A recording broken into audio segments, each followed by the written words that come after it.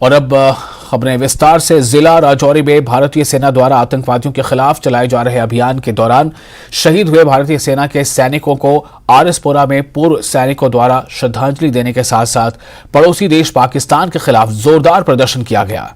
Ex serviceman cell RS Pura की इकाई की तरफ से आयोजित इस श्रद्धांजलि समारोह के दौरान काफी संख्या में पूर्व सैनिक और स्थानीय लोग मौजूद रहे। प्रदर्शनकारियों ने केंद्र सरकार से मांग करते हुए कहा कि पाकिस्तान में चल रहे आतंकवादी शिविरों पर सर्जिकल स्ट्राइक की जानी चाहिए और आतंकवाद का जम्मू कश्मीर से पूरी तरह से सफा किया जाना चाहिए। राजनाथ सिंह की अध्यक्षता में राजौरी में सुरक्षा समीक्षा बैठक हुई। एलजी मनोज सिन्हा, उत्तरी सेना के कमांडर के अलावा जेके पुलिस और अन्य सुरक्षा एजेंसियों के वरिष्ठ अधिकारी भी इस बैठक में मौजूद रहे। राजौरी में सुरक्षा बलों ने एक आतंकी को मार गिराया है। आतंकी के कब्जे से मैगजीन, एक AK-56 राइफल, कारतूस, पिस्टल और ग्रेनेड भी बरामद किया गया है। साथ ही रक्षा मंत्री राजनाथ सिंह राजौरी के आर्मी बेस कैंप भी पहुंचे। आर्मी बेस कैंप पहुंचकर जवानों से बातचीत की और जवानों का मनोबल बढ़ाया। वहीं राजौरी जिले में बड़े पैमाने पर तलाशी अभियान जारी है। प्रवेश द्वारों और राजमार्गों पर कड़ी सुरक्षा की गई है। सत्यापन के बाद ही वाहनों को इलाके में प्रवेश करने की अनुमति दी जा रही है।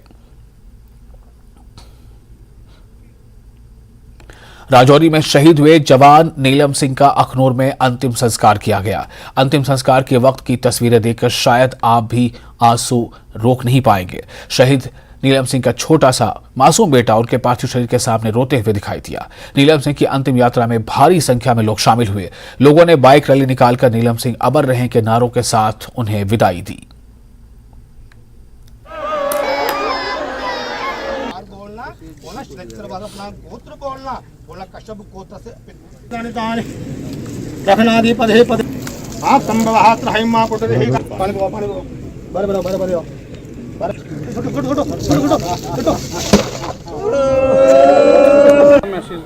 पाकिस्तान को क्यों, हमारे सेंटर में अच्छी सरकार है, मोदी जी बहुत अच्छे हमारे प्रधानमंत्री है, लेकिन पाकिस्तान को खत्म ही कर देना चाहिए जड़ से, क्योंकि लाखों आदमी, लाखों घर बर्बाद हुए हैं। हमारा नहीं हुआ, सभी को हुआ है, लेकिन इसको खत्म कर देना चाहिए। आगे से ऐसी हरकत ना करें। हर रोज ऐसा हो रहा है, आगे से ऐसी हरकत नहीं कर रही है, ठीक है ना। शहीद हो गया तो देश के लिए हुआ। हाँ, घर में भी बहुत उसका सहारा बहुत था। घर में देख रही उसकी बहुत थी, उसका हमें घर में बहुत जरूरत थी। चलो देश के लिए हुआ, हमें घर देखने वाला भी कोई ना कोई गवर्नमेंट करे तो अच्छा है। तो बाकी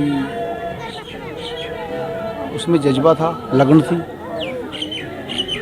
घर में कौन कौन है? घर में 2 भाई हैं, जे इनकी दोनों पत्नी हैं, 2 बच्चे हैं इनके। तो पाकिस्तान को मैसेज होना चाहिए कि और सिरमौर के शहीद जवान प्रमोद नेगी का पार्थिव शरीर पंचतत्व में विलीन हो गया। उनके पैतृक गांव शिलाई में राजकीय सम्मान के साथ उनका अंतिम संस्कार किया गया। शहीद को उनके पिता देवेंद्र नेगी और सेना के ही जवान उनके छोटे भाई नीतीश नेगी ने मुखाग्नि दी। सेना के जवान प्रमोद नेगी गुरुवार को जम्मू के राजौरी में आतंकियों से मुठभेड़ में शहीद हो गए थे। वो मात्र 26 साल के थे, जिनकी शहादत पर गांव में शोक भी है और देश के लिए उनकी शहादत पर फख्र भी। शहीद के अंतिम संस्कार में लोगों की भारी भीड़ उमड़ी थी। कई अधिकारी और मंत्री हर्षवर्धन चौहान भी अंतिम यात्रा में शामिल हुए। अब आपको सिरमौर के शिलाई गांव में शहीद प्रमोद नेगी के अंतिम संस्कार के पहले की 4 तस्वीरें दिखाते हैं, जो ये बताती हैं कि वीर भूमि हिमाचल की धरती हमेशा देश के लिए शहादत को तैयार रहती है। शहीद प्रमोद नेगी का पार्थिव शरीर जब उनके गांव पहुंचा तो उसके स्वागत के लिए स्कूली बच्चों सहित कई लोग गांव के प्रवेश द्वार पर हाथ में तिरंगा लिए खड़े थे और घर के पास ऊपर से नीचे तक लोगों की भारी भीड़ जमा थी, जो शहीद का अंतिम दर्शन करने और उन्हें श्रद्धांजलि देने के लिए उमड़े थे। पुलिस के जवानों ने शहीद को गार्ड ऑफ ऑनर दिया तो मंत्री हर्षवर्धन चौहान और कई अधिकारियों ने उन्हें श्रद्धांजलि दी।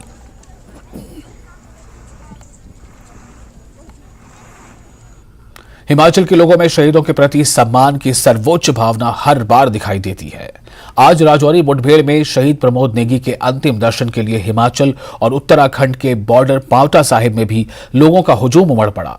जैसे ही लोगों को पता चला कि शहीद का पार्थिव शरीर देहरादून से सड़क मार्ग से आ रहा है, लोग स्वागत के लिए फूल माला लेकर सड़क किनारे खड़े हो गए। सबसे ज्यादा भीड़ बॉर्डर पर उमड़ी। यहां कई पूर्व सैनिक शहीद के स्वागत के लिए खड़े थे, जिन्होंने अंतिम दर्शन कर श्रद्धांजलि देते हुए शहीद को विदाई दी। सेना के 5 जवान राजौरी में शहीद हुए हैं। दुश्मनों से लोहा लेते हुए इस श्रेणी में हमारे शिलाई क्षेत्र के वीर जवान प्रमोद नेगी भी शहादत को प्राप्त हुए हैं। ये हमारे समस्त गिरिपार क्षेत्र के लिए दुखद घटना है। सभी जो पूरा क्षेत्र है वो गमगीन है, लेकिन हमारे लिए गौरव का विषय भी है कि हमारे क्षेत्र के ऐसे युवा जवान अपने देश के लिए मर मिटने का जज्बा रखते हैं और जो नई युवा पीढ़ी है उनके लिए प्रेरणा स्रोत है। भूतपूर्व सैनिक संगठन पांवटा साहिब और शिलाई क्षेत्र शहीद परिवार के प्रति और शहीद के प्रति आस्था प्रकट करते हुए यहाँ प्रातः से ही गोविंद घाट बैरियर पर खड़ा है उनके पार्थिव देह के स्वागत के लिए। और यहाँ से भूतपूर्व सैनिक संगठन पांवटा साहिब और शिलाई क्षेत्र पार्थिव देह को एस्कॉर्ट करते हुआ काफिले के साथ उनके पैतृक गांव शिलाई पहुंचेगा, जहां पे उनका जो पार्थिव देह का लास्ट जो अंतिम संस्कार है सेना की सलामी के साथ मान। पुंछ के नए जिला विकास उपायुक्त ने आज पुंछ में पत्रकारों और उसके साथ ही एक परिचय बैठक की, जिसमें बड़ी संख्या में पत्रकारों ने भाग लिया और जिले के संबंधित कई समस्याओं के बारे में जिला विकास आयुक्त को अवगत कराया। इस मौके पर जिला विकास आयुक्त ने कहा कि आतंकवाद, नशा तस्करी, झूठी खबरों को रोकने और सांप्रदायिक सौहार्द बनने व विकास को सुनिश्चित बनाने में मीडिया की अहम भूमिका है। उन्होंने कहा कि आने वाले 1.5-2 साल जम्मू कश्मीर और विशेषकर पुंछ जिले के लिए काफी संघर्षपूर्ण और कठिन होने वाले हैं, जिसमें एक तो इसी महीने होने वाली G20 की बैठक और उसके बाद Lok Sabha, panchayat, local bodies, DDC, BDC और विधानसभा के चुनाव होने हैं। यहाँ डाक बंगलो पुंछ में एक स्पेशल मीटिंग रखी थी with all the media professionals, personals and journalists of district Poonch और काफ़ी ज़्यादा तादाद में हमारे सहाफ़ियों ने आज शिरकत की। ज़िले के हर कोने से मुख्तलिफ़ किस्म के सहाफ़ी छोटे बड़े सब आज आए और हमने जर्नलिस्टिक कम्युनिटी के रिलेटेड जो इश्यूज़ थे उनको थ्रेडबेयर डिस्कस किया। मुझे जानते हुए ये बोलते हुए बहुत खुशी है कि Poonch has a very vibrant journalistic community with very strong ethics and long years of experience, and I have assured all of them that district administration will particularly do everything in its abilities to help support. और सांबा के commissioner secretary समाज कल्याण विभाग शीतल नंदा ने मंडी गलियां का दौरा किया, जहां वो लड़कियों के लिए एक चाइल्ड केयर संस्थान परीक्षा का उद्घाटन उन्होंने किया। परीक्षा 25 बेड वाला संस्थान है, जिसे जरूरतमंद लड़कियों के लिए बनाया गया है। बच्चों की जरूरतों को पूरा करने के लिए सुविधाओं में एक पुस्तकालय, मनोरंजन कक्ष, पेंट्री, प्ले रूम और अन्य सुविधाएं भी हैं। इस मौके पर DC सांबा और SSP सांबा मौजूद रहे।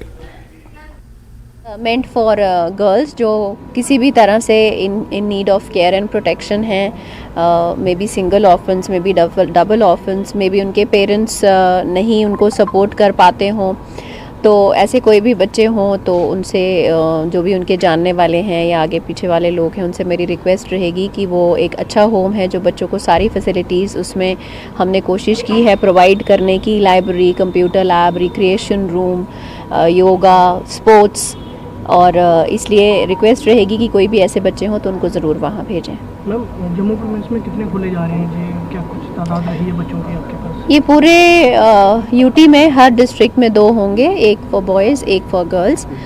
बॉयज़ वाले का नाम पलाश है और लड़कियों वाले का नाम परीशा। BDC चेयरमैन RS पुरा तरसेम कुमार शर्मा ने ब्लॉक RS पुरा के अधीन आती पंचायत राठाना का दौरा कर लोगों की समस्याओं को सुना और उन्हें जल्द हल करवाने का भरोसा भी दिलाया। अपने इस दौरे के दौरान BDC चेयरमैन तरसेम कुमार शर्मा ने गांव राठाना और राठाना कैंप में लगे 2 बिजली ट्रांसफार्मरों का उद्घाटन किया और लोगों को वर्षों से आ रही बिजली समस्या का समाधान किया। BDC चेयरमैन के दौरे के दौरान अधिकारियों के अलावा काफी संख्या में स्थानीय लोग मौजूद रहे।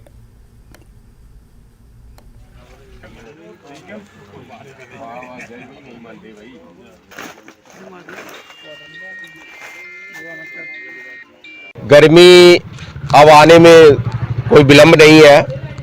तो हर साल आप देखते हैं कि जैसे गर्मी बढ़ती है तो हमारे बॉर्डर एरिया के जितने भी गांव हैं जहां पे लोगों को बिजली की बहुत किल्लत रहती है, सब तब साथ थे तो इन्होंने डिमांड की थी कि हमें 2 ट्रांसफार्मर चाहिए बहुत जल्दी। तो आज एक अपग्रेडेशन हुई है, 250 से 100 से 250 और ये नया एक 100 का जो है ये जहां पे लगवाया है। और अब इनकी एक की और डिमांड है, वो भी प्रयास करेंगे कि जल्द से जल्द पूरी हो। तो इसी ट्रांसफार्मर दोनों के चलने से मैं इन लोगों को जहां बधाई देता हूं, मुबारकबाद देता हूं और ये भी आश्वासन देता हूं कि आगे जो भी काम होंगे जहां के, जैसे इन्होंने और 1-2 ट्रांसफार्मर्स के लिए किया है, एचटी लाइन के लिए कहा है, तो उसके लिए हम पूर्ण प्रयास करेंगे। ਅੱਜ ਤੋਂ ਤਕਰੀਬਨ 2 ਸਾਲ ਪਹਿਲੇ ਇਹ ਪ੍ਰੋਸੈਸ ਸ਼ੁਰੂ ਕੀਤਾ ਸੀ ਅਸੀਂ। तो बहुत ही ज़्यादा आप जी ਨੂੰ ਪਤਾ ਹੀ ਇਹਦੇ ਬਾਰੇ ਚੱਕਰ ਲੱਗਦੇ ਨੇ और चेयरमैन साहब ने दिन रात करके साढ़े कल ये दोनों ट्रांसफार्मर मतलब वैसे काफ़ी दिनों के मंजूर हुए सी, लेकिन कल सानू ये भेजे ने दोनों। तो ये नाल दी नाल साडी एक होर इन्हां नूं, क्योंकि असीं मौके पर आए हैं तो पिंड की जो सैचुएशन हुंदी है सानू पता हुंदा है। साडे एक 6 नंबर वार्ड है जिहदे विच मतलब काफ़ी प्रॉब्लम इस तरीके की आती है कि पहले एक ट्रांसफार्मर सारा पिंड चलता सी, लेकिन हुण इस टाइम 4 भी लग गए, लेकिन बिजली के तारां नंगियां होने की वजह नाल जिहड़ा लास्ट में इलाका पैंदा उत्थे जाकर रह जाता है। तो पहले सानू उधर प्रॉब्लम ये सी कि उधर ट्रांसफार्मर पुजन की मुश्किल सी। तो हुण सारिਆਂ ਨੂੰ बेनती की कल दी, तो इन्होंने कहा कि मैं जल्दी एक साड़ी 6 नंबर वार्ड च उस साइड भी लग जाएगा। ब्रेक के बाद एक बार फिर आपका स्वागत है। जम्मू कश्मीर शिया एसोसिएशन ने बांडीपोरा जिले के शादीपोरा सोनावारी में हज तीर्थयात्रियों के लिए प्रशिक्षण कार्यक्रम 2023 का आयोजन किया, जिसमें दर्जनों तीर्थयात्रियों ने हिस्सा लिया। ये कार्यक्रम जामिया इमाम जाफर सादिक शादीपुरा में आयोजित किया गया। कार्यक्रम मौलवी आबिद हुसैन अंसारी की देखरेख में आयोजित किया गया। इस मौके पर एसोसिएशन के महासचिव और जामिया के प्रिंसिपल मौलाना सैयद तैयब रिजवी भी मौजूद रहे। हमने उन हाजी साहिबान को मदऊ किया है जो इंशाल्लाह हज बैतुल्लाह के लिए जा रहे हैं, ताकि उनको दिखाएं हम कि वहां जाकर किस तरह से आपने अपने आमाल हज अदा करने। उस सिलसिले में हमारे जामिया इमाम सादिक अलैहिस्सलाम में ये पहली बार कश्मीर की हिस्ट्री में ये पहली बार हुआ है कि एक ऐसा तरबियती प्रोग्राम हमने बनाया ताकि लोग हाजी साहिबान इससे मुस्तफीद हो। भदरवा में सीआरपीएफ की 33 बटालियन ने मंथला गांव 1 दिवसीय फ्री मेडिकल कैंप का आयोजन किया। एसटीएच भदरवा के डॉक्टरों और सेना के डॉक्टरों ने मरीजों की जांच की। कैंप में सरपंचों, पंचों सहित बड़ी संख्या में ग्रामीणों ने हिस्सा लिया। लोगों का मेडिकल चेकअप किया गया और चिकित्सा सलाह के अलावा मुफ्त दवाइयां भी दी गईं। दिन भर चले कैंप में कई तरह के टेस्ट भी किए गए।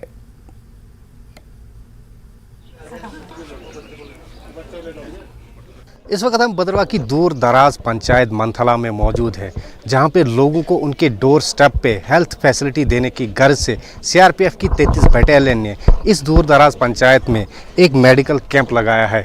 इसकी मज़ीद जानकारी के लिए हमारे साथ इस वक्त सीओ सीआरपीएफ डी नेगी साहब मौजूद हैं, इनसे बात करेंगे। सर, ये जो कैंप लगा है इसका क्या मकसद है? सीआरपीएफ की तरफ से सिविक एक्शन प्रोग्राम के तहत दूर दराज के इलाकों में जहां मेडिकल फैसिलिटी अवेलेबल नहीं है, वहां पर हम डोर टू डोर जा कर के गाँव-गाँव जा कर के मेडिकल फैसिलिटी प्रदान करते हैं, ताकि ज़रूरतमंदों को ऑन द स्पॉट मेडिकल सुविधा हासिल हो। बुज़ुर्ग हैं, महिलाएं हैं, बच्चे हैं, कई बार उनको मेडिकल चिकित्सा नहीं मिल पाती है, तो उनके पास जा कर के हमारे चिकित्सा अधिकारी और जो डिस्ट्रिक्ट हॉस्पिटल से भी हमारे पास जो मेडिकल वर्कर्स आए हैं, वो हम यहाँ पर मेडिकल चेकअप कर रहे हैं, जिनसे जो एक गांव वाले हैं उनको मेडिकल सहायता मिल सके और वह अपना इलाज मुफ्त में करवा सके। सर, रेस्पॉन्स कैसा रहा यहाँ के लोगों को? किस तरीके की भीड़ दिख रही है जो इलाज करने के लिए? रिस्पांस बहुत अच्छा है, क्योंकि मतला रिमोट एरिया है और यहाँ पर जिस प्रकार से हम देख रहे हैं कि बुज़ुर्ग, महिलाएं और बच्चे काफ़ी मात्रा में यहाँ आ रहे हैं और जो मेडिकल कैंप है उसका लाभ उठा रहे हैं। सीओ सीआरपीएफ जिन्होंने तफसीलन इस कैंप के बारे में बात की, अब जो लोग यहाँ पे मौजूद है हम इनसे भी जानना चाहेंगे कि इनके लिए कितना इम्पोर्टेंट कैंप है ये। में दर्द है, मैदे में दर्द है, तो लिए दवाई। हाँ। तो आपको क्या लगता है अगर सीआरपीएफ कैंप नहीं लगाती आप हॉस्पिटल तक? हमारा भी सीआरपी में थे, हस्बैंड मेरे सीआरपी में थे। हाँ, अभी उनकी डेथ हो गई 15 में, तो अच्छा लगा है, बहुत अच्छा लगा, मुझे अच्छा लगा है। तो आप चाहेंगे आगे भी कैंप? आगे भी ऐसे लगना चाहिए।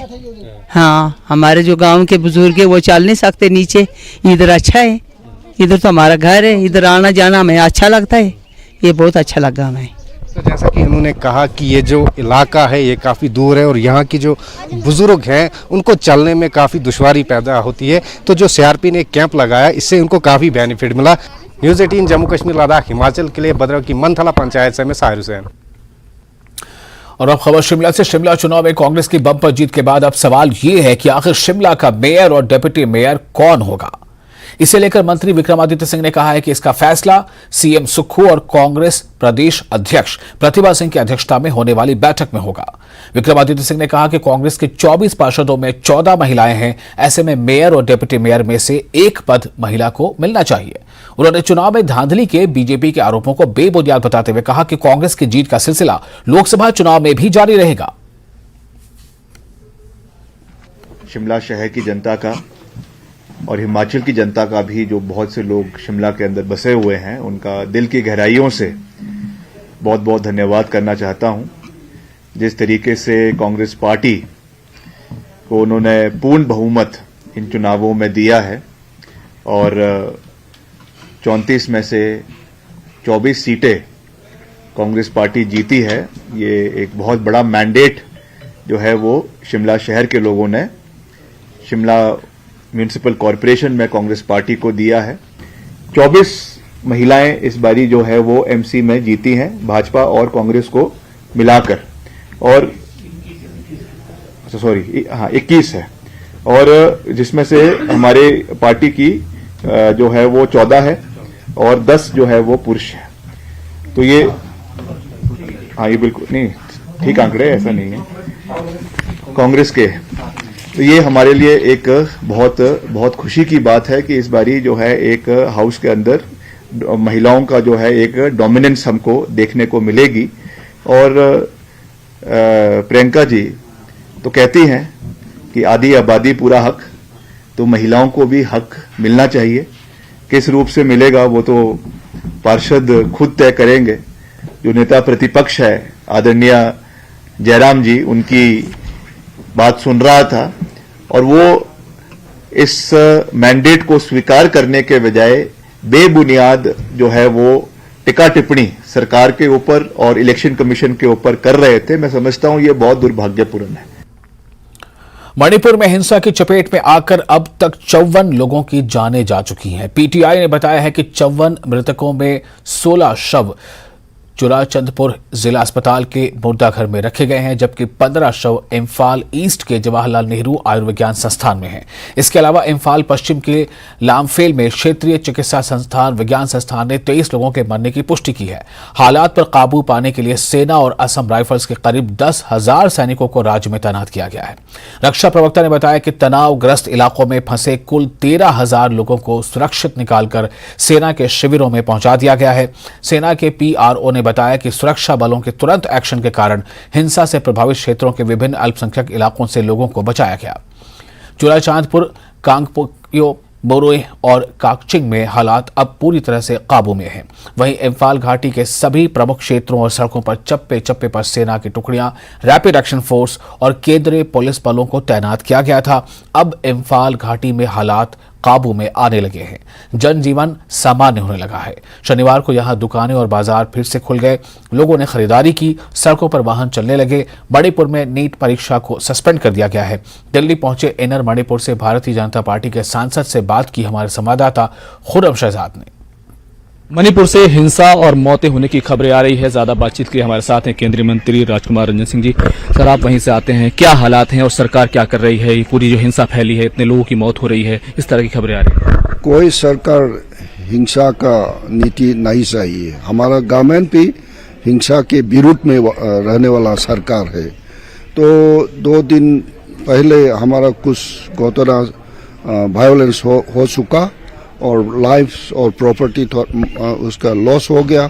ऐसा वाला तो इसी समय में, इसी सिविलाइजेशन के एज में, डिजिटल एज में ऐसा वाला तो कल्चर तो हम नहीं चाहिए, सब लोग ने भी नहीं चाहिए। और फिर भी कुछ मिसअंडरस्टैंडिंग से ऐसा वाला घटना हो गया तो सम लाइफ लॉस हो गया, बहुत प्रॉपर्टी लॉस हो गया। ये कौन चाहिए? कोई इंडिविजुअल तो, कोई सिटीजन नहीं चाहिए। फिर भी तो घटना तो हो गया। तो now Manipur government with its paramilitary force and police and also central government has भेज दिया, रैपिड एक्शन फोर्स भेज दिया, CRPF को भेज दिया। उसी समय से वायलेंस का इंसिडेंट तो खत्म हो रहा है। तो फिर भी पॉकेट एरिया में थोड़ा थोड़ा घटना तो हो रहा है। वो तो क्या है, हमारा र्यूमर से ऐसा वाला चल रहा है।